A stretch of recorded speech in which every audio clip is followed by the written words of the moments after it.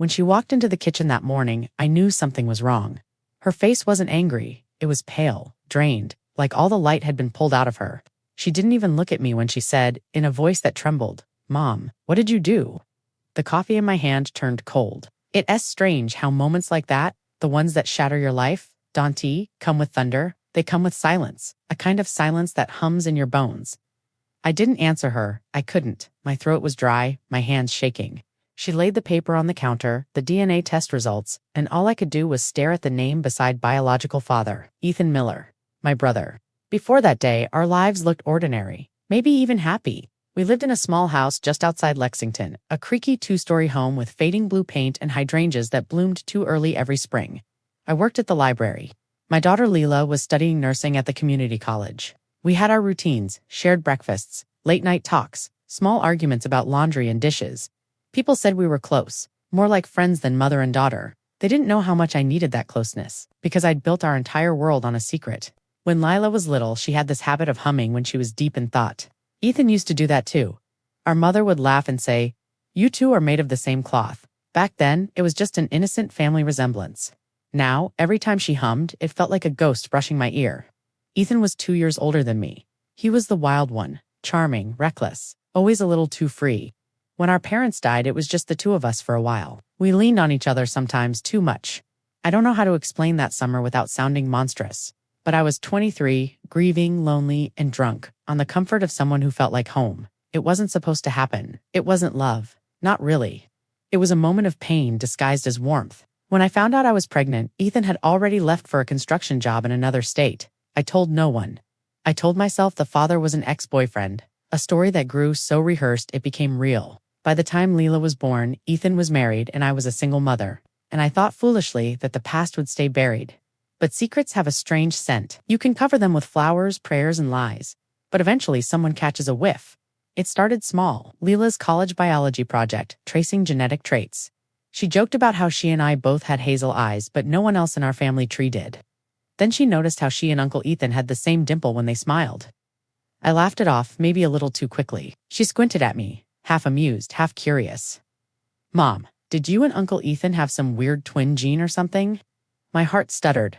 "We're just siblings, honey. That's all." She let it go for that day. Still, from that moment, I felt her watching me differently. Not suspicion yet, just curiosity turning over in her mind like a stone she couldn't stop touching. That night, after she went to bed, I sat on the back porch. The cicadas were singing that deep Kentucky summer hum, and I stared into the dark fields behind the house. I remember whispering to the night, "Please, let it stay buried." I thought I'd earned peace. I'd worked hard, raised her with love, made a quiet life. Didn't that count for something? Didn't love outweigh the sin? But love doesn't erase truth. It only delays it.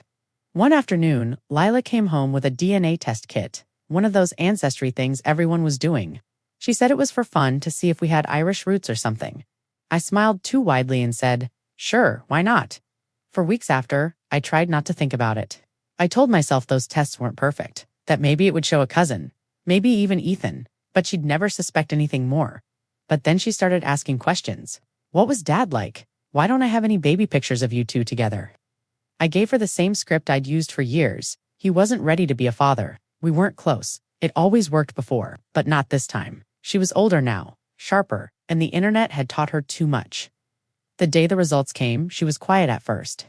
I thought maybe she'd forgotten about it, but then I saw her sitting on the couch, phone in hand, face drained of color. She looked up at me and said, "Mom, this says Uncle Ethan is my closest match, closer than a normal uncle would be." I tried to play dumb. "Oh, those things can be wrong, sweetheart," but she didn't buy it. Her voice rose, not angry, but terrified. "Mom, it says he could be my father." The room swayed. I remember gripping the arm of the sofa, the world spinning in slow motion. I wanted to lie. God knows I wanted to. But her eyes, they were pleading, desperate for truth. And so I told her, piece by piece. In a trembling voice, I unraveled the story I'd hidden for 21 years. About that night, the grief, the loneliness, the shame.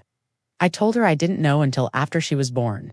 That when I realized I wanted to protect her from it, from me, she didn't cry at first. She just stared at me like I was a stranger sitting in her mother's skin. Then, slowly, she said, "You knew, and you still let me love him like an uncle?"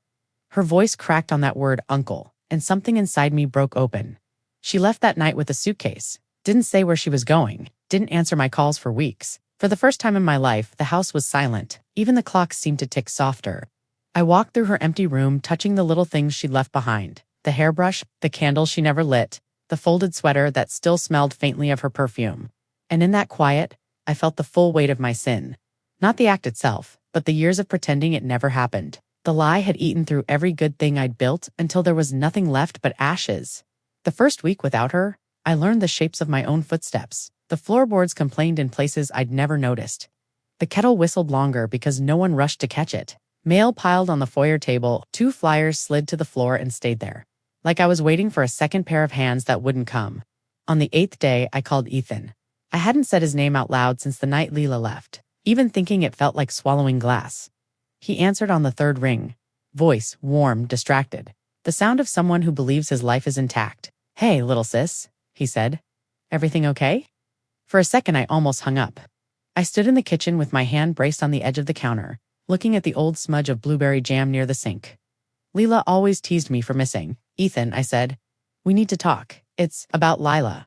Silence slipped between us. A change in air pressure I could feel through the line. "What's wrong? She's sick. Is this about her tuition?" "She took a DNA test," I said.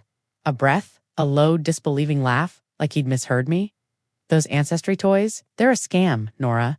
Don't get yourself worked up. It matched you," I said, closer than an uncle should. She confronted me. I heard him move a chair, scraping. A door shutting somewhere like he was trying to step away from other ears. When he spoke again, his voice was a tight whisper. "What did you tell her? The truth?" Another silence. I could hear my own heartbeat in my ear, the rush of blood like whined down a long hallway. I thought he started, then stopped. When he tried again, the words came out hoarse. "I thought we buried that summer. Nora, I did too," I said. But it was foolish. Wrong. All of it. She left. "I don't know where she is." Left panic bled into his voice. "Nora, I have to see you today." We met at a diner off Route 60. The kind that still has a pie carousel and a waitress who calls you hun. The air smelled like burnt coffee and syrup. And somewhere behind the counter, a radio murmured 80s ballads no one was listening to. He came in wearing that gray jacket he always wore, the collar frayed. He looked tired. Older than the last time I let myself really look at him. His eyes found me, then slid away, then back. That telltale stutter of someone bracing for impact. We didn't hug. He slid into the booth opposite and placed his hands flat on the formica as if to steady the table, the room, himself. "Tell me everything." I did. The kit, the match, the way Lila's voice sounded, cracked, raw, asking me what I had done. I told him about the suitcase, the gone quiet house. As I talked, he stared out the window, jaw clenched, a vein ticking near his temple like a small clock. When I finished, he closed his eyes and pressed his fingers to them. For a second, he looked like a boy again. The day our mother died, and he folded in on himself on the porch steps and said, "There's just us now, Nora," he said quietly. "I don't know how to be the villain you need me to be." I flinched. "I don't need a villain. I need this to make sense." "It doesn't," he said. "It never did." He opened his eyes and met mine. "You should have told me. Would it have changed anything?" I asked. His mouth tightened. He didn't answer. The waitress came, oblivious, and set down water with lemon slices that looked too bright, like they belonged in another scene. We ordered out of habit, pancakes for him, oatmeal for me, and neither of us ate. "What does she want?" he asked. "I don't know. She's not answering my calls." He sat back and scrubbed a hand over his face. "Claire can't know. Claire, his wife. Practical. Kind Claire with her neat sweaters and sharp eyes.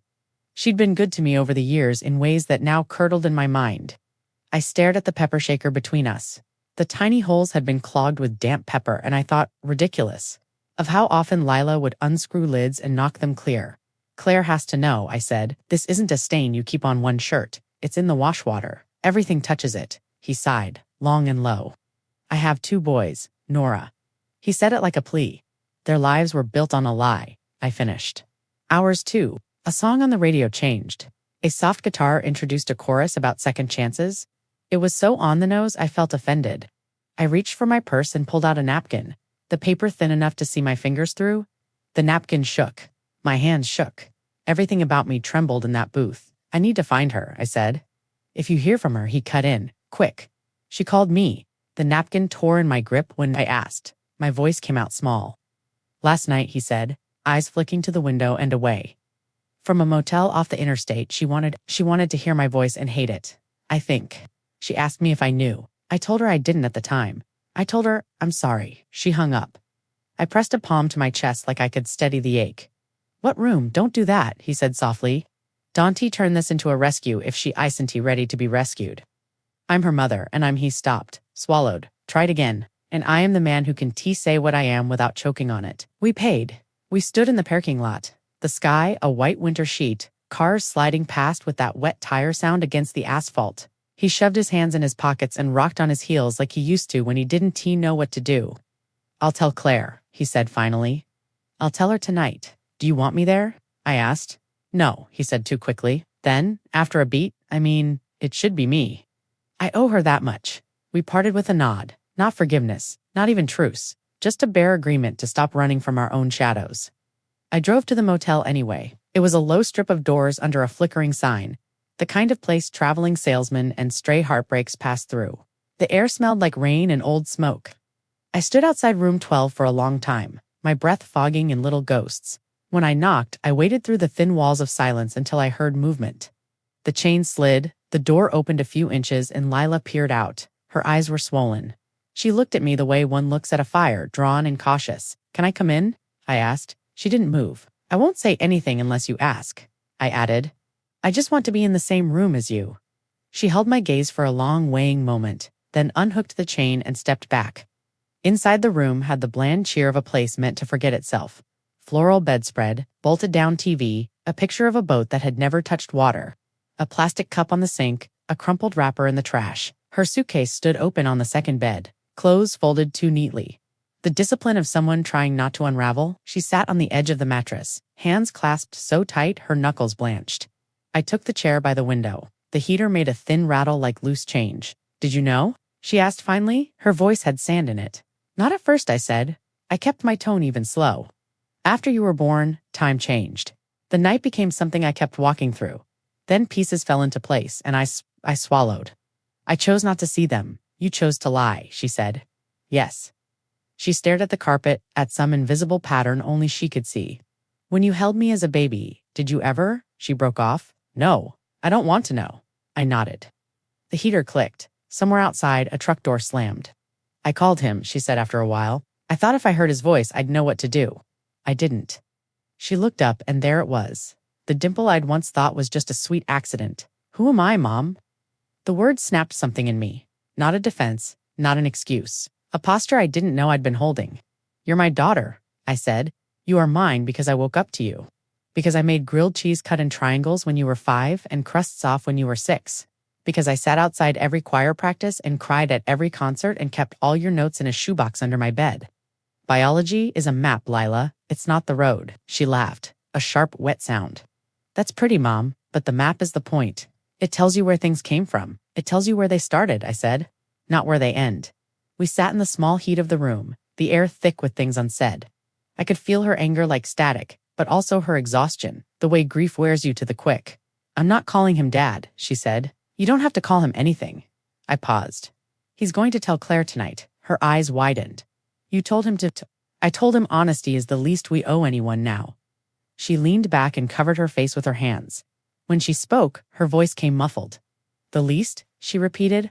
What's the most?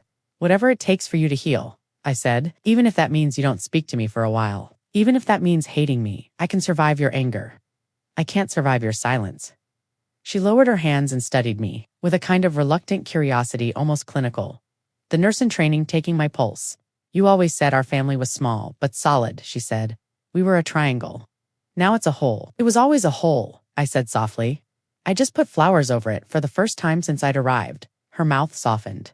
Not forgiveness, not even acceptance, but she saw me. The tired, sorry, stupid human of me, and something in her eyes gentled. I need time, she said. I'll give it, I said, and space. I'll give that too. She stood and moved to the window, peeked through the thin curtain at the parking lot, the cracked white lines, the abandoned cart, the man smoking by a truck cab with a dog curled on the passenger seat. If you're staying, she said, you can take the chair. I'll take the bed. The relief that flooded me was ridiculous, for how small the offer was. I nodded, swallowed careful, and slipped off my shoes. The chair was hard and lumpy. The cushion springs protested my weight. I pulled the thin motel blanket over my knees like a student on a bus ride. We watched a movie where nothing exploded and no one learned anything in 90 minutes. Halfway through, she got up and handed me a bottle of water from the mini fridge without looking at me, and I said thank you like a prayer. When the TV blue screened at the end, the room went soft and quiet. She lay facing the wall, shoulders rounded. I listened to her breathing even out, a rhythm I'd known since the day she came home from the hospital. My phone buzzed on the side table. A message from Ethan told her. She knows. I'm at Mom's old place for the night. Then, after a pause, I'm sorry, Nora. I turned the phone face down and watched the red glow of the heater switch. Somewhere, ice clicked in the pipes. I thought about triangles, about maps and roads and the ugly mercy of truth. In the morning, we checked out together. She didn't ask me to stay, and I didn't ask to follow.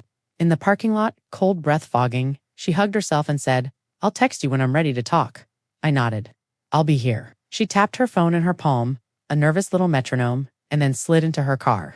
Before she closed the door, she looked at me and said, Don't tell anyone. I won't. I said, It's your story too. She left with the slow caution of someone driving on ice. I watched until her car disappeared around the corner, then stood there a while with my hands open to the air, like I expected the day to put something back in them.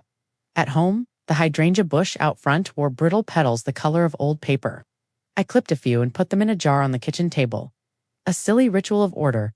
Then I walked to the hallway mirror and studied the woman looking back. Grief had rearranged her. Her mouth was set differently, her eyes carrying new shadow. When my phone buzzed again, it was Claire. Can you come over now? 3 words. No punctuation. The kind of message that makes you sit down. I drove across town to Ethan and Claire's house, the tidy yellow one with the big maple in front and 2 scooters splayed in the yard. My hands left damp prints on the steering wheel. When I rang the bell, the door opened before the second chime. Claire stood in the doorway, hair pulled back, cardigan buttoned wrong, a single offset that said more than tears could. Behind her somewhere, I could hear one of the boys upstairs. The thud of a ball hitting a wall in a pattern that would drive her crazy on any other day. She didn't step aside to let me in. She looked at me like a courtroom looks at the accused. Come, she said.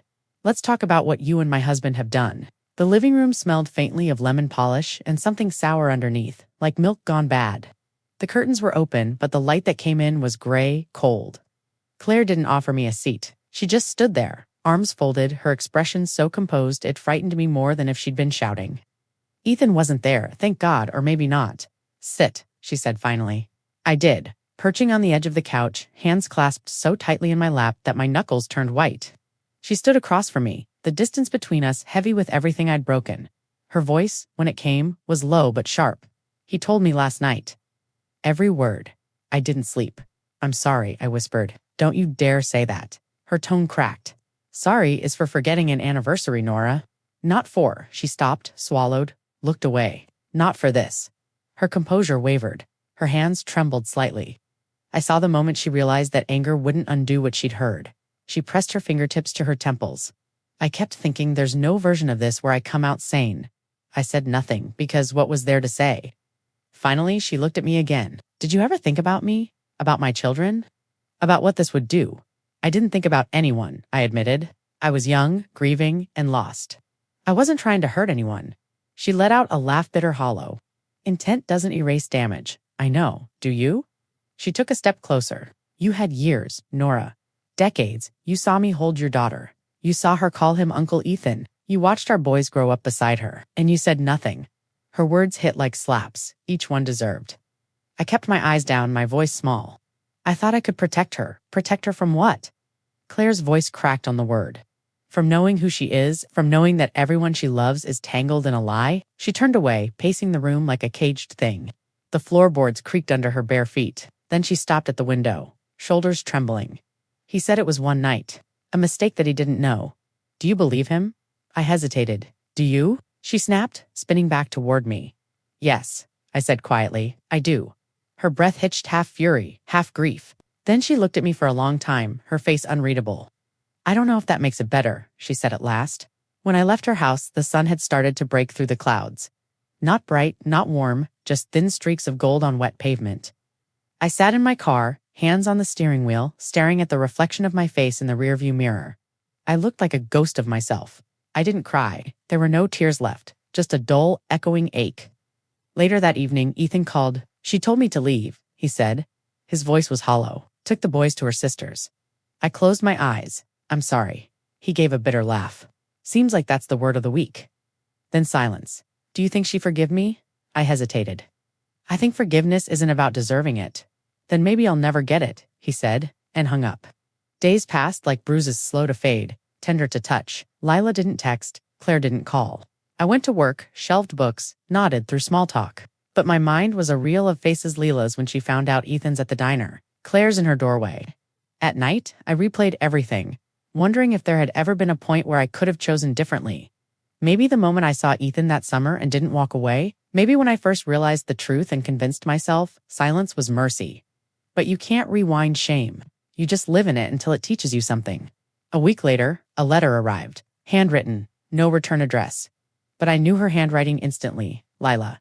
I sat at the kitchen table, the paper trembling in my hands. Her words were neat, deliberate. Mom, I don't know where to start, so I'll start with this. I'm angry. Angry at you, at him, at the universe, for making something so wrong out of two people I loved most. But I also keep remembering the woman who stayed up all night when I was sick, who drove me to every practice, who never once made me feel unwanted. That woman raised me. I can make sense of the two versions of you right now, the mother I love and the stranger who lied. I need time, but I don't want to hate you forever, Lila. I read it again, slower this time. The words cut deep, but they also let light in. I pressed the letter to my chest and whispered, thank you. 2 weeks later, Ethan stopped by. He looked hollowed out, dark circles under his eyes, his once steady hands fidgeting. I'm leaving, he said. Claire filed for separation. I'll go stay with a friend in Nashville. I nodded. Maybe that's best. He stared at me for a moment. Do you ever think we could have done one thing differently and save them all from this? Every day, I said. He gave a small, sad smile. You were always the strong one, Nora. I'm not, I said. I just learned how to carry my ruins quietly. He exhaled, rubbed his face, then turned for the door. Before he left, he said, if she forgives you before she forgives me, tell her I'm sorry. That night, I took Lila's letter and placed it inside my old shoebox, the one filled with her childhood drawings. Birthday cards, and tiny paper hearts she used to cut out for me on Mother's Day. I sat cross-legged on the floor and whispered to the empty room. I forgive myself. It didn't feel complete, but it felt like a start. 3 months passed. Spring came, and with it, the hydrangeas bloomed again, blue this time, not the faded white of winter. I was wiping down library shelves when I heard someone say my name softly. I turned, and there she was, Lila. Her hair was shorter, her face calmer. She was holding a paper cup of coffee, 2 sugars just how I liked it. Hey, Mom, she said. My heart stuttered. I got your letter, I said. She nodded. I thought about burning it, but then I thought, maybe it's part of the map. I smiled faintly. The map again. She shrugged. You were right, though. It doesn't have to be the road. We stood there in silence, the kind that doesn't ache anymore. Then she said, can we walk? Just talk a bit. And just like that, something inside me unclenched. We walked along the river trail behind the library. The air smelled like wet grass and sunlight on stone. She talked about school, about maybe transferring to a program in Louisville. She didn't mention Ethan, and I didn't ask. At one point, she stopped and said, I still don't understand you. I don't either sometimes, but I think I still love you. It was barely more than a whisper, but it was enough. I reached for her hand, hesitant, waiting, and when she didn't pull away, I knew the healing had begun. For a while, our story stayed inside the house, whispered, hidden, wrapped in the soft tissue of secrecy. But secrets, once they've tasted air, develop a hunger of their own. It started with a rumor. Someone from Claire's church had heard something. She didn't say what, just that it was unholy. Then someone else saw Ethan's truck gone from the driveway for weeks. By the time I went to the grocery store one Sunday morning, the whispers had faces. I felt them before I saw them. The way conversation would hush when I walked past the frozen food aisle. The way a woman from the library board crossed to another checkout line when she saw me.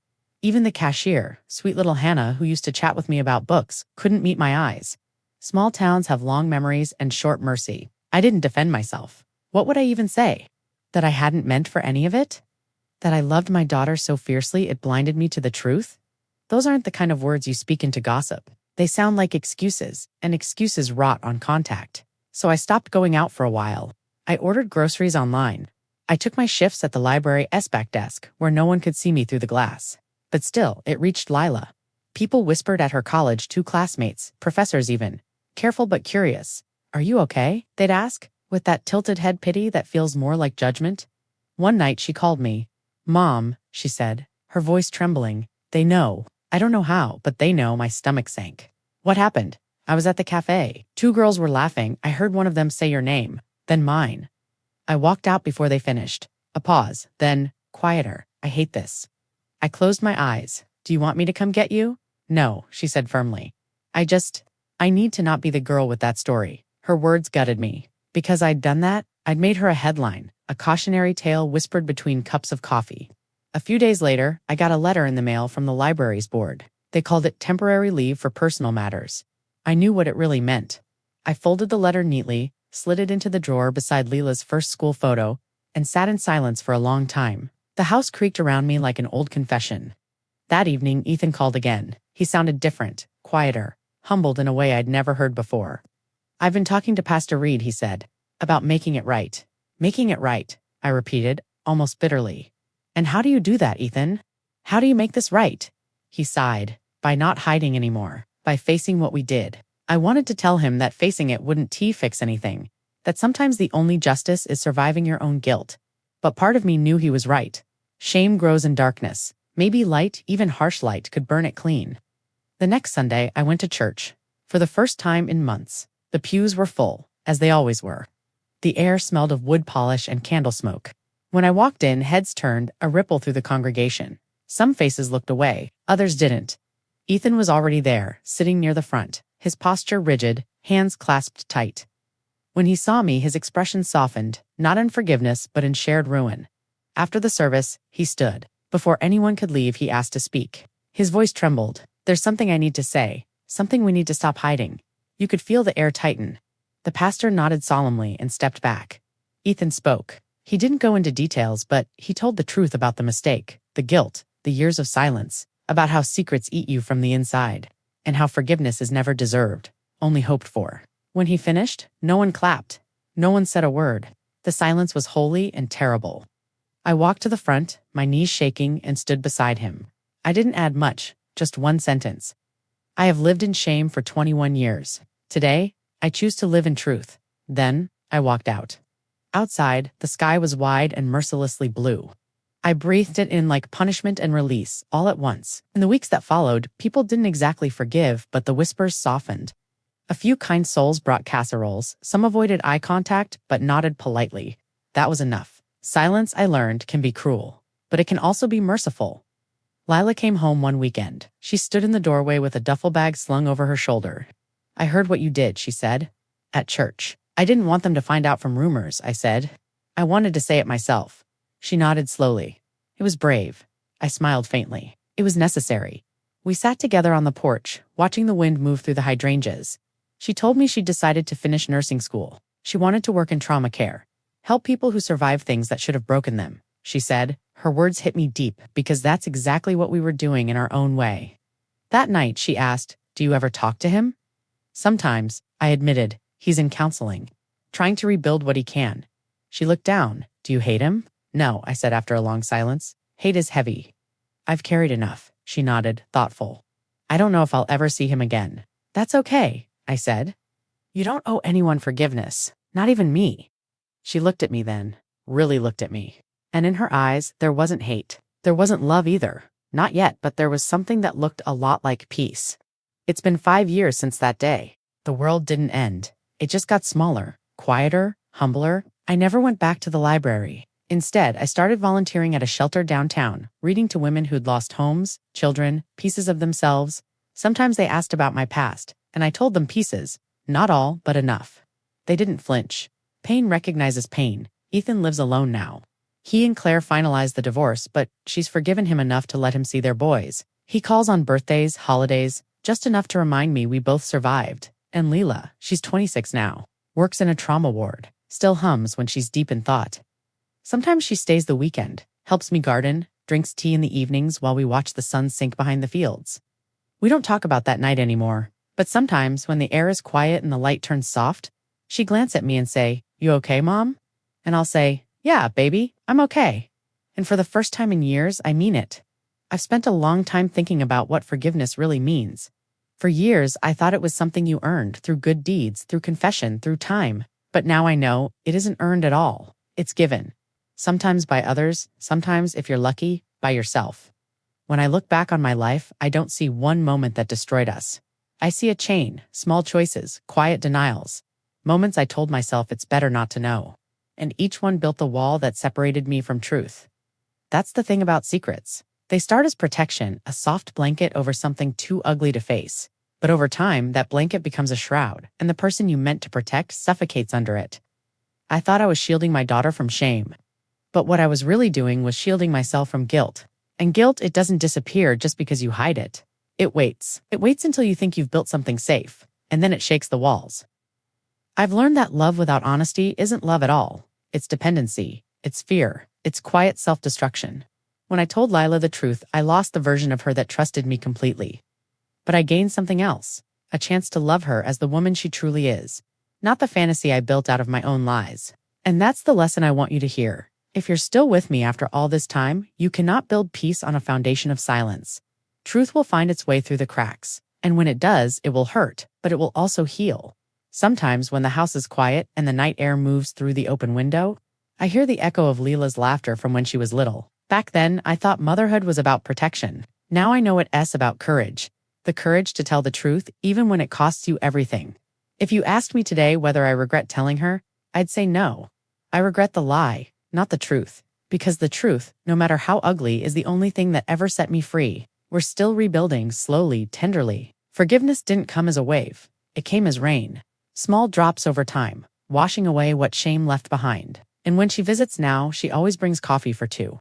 She sits across from me, curls one leg under herself like she used to when she was a teenager, and says, "Mom, do you ever think we'll be normal again?"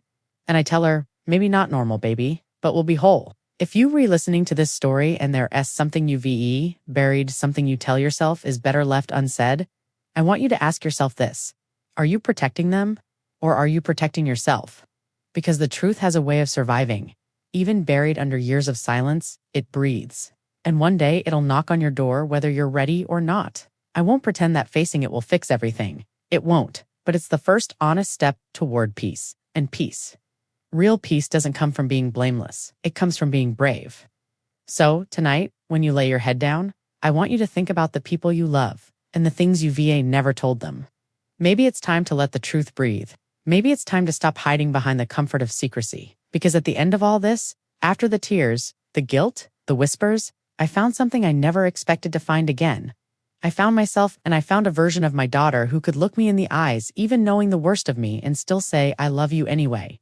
That's grace. And grace isn't clean. It's messy, it's painful, but it's real. And that's enough. Would you have told her the truth if you were me? Would you have carried the lie a little longer, hoping love could hide it? Tell me what you would have done down in the comments. And if my story touched something in you tonight, maybe, just maybe, share it with someone who still believes secrets can't hurt them, because they can. But truth can heal.